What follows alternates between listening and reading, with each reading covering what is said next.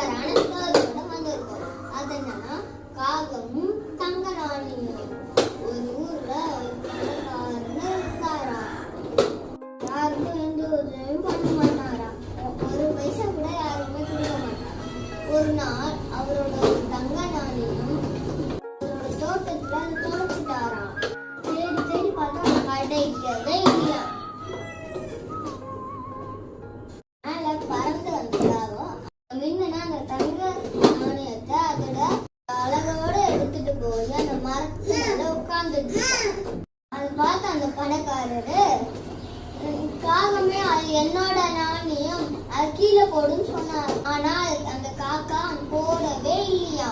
நேரத்திலே அங்க பசியான வாடின குட்டி சிறுவன் வந்தானா.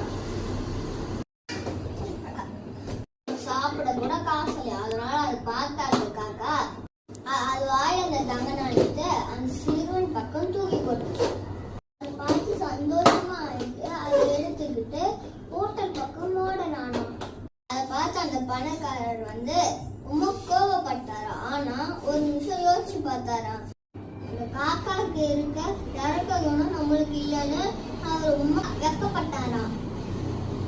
அன்னில இருந்து அவர் எல்லாருக்கும் உதவ ஆரம்பிச்சாரா. உங்களுக்கு என்ன தெரியுது ஃப்ரெண்ட்ஸ், நம்மளால முடிஞ்ச உதவி எல்லாருக்கும் செய்யணும்.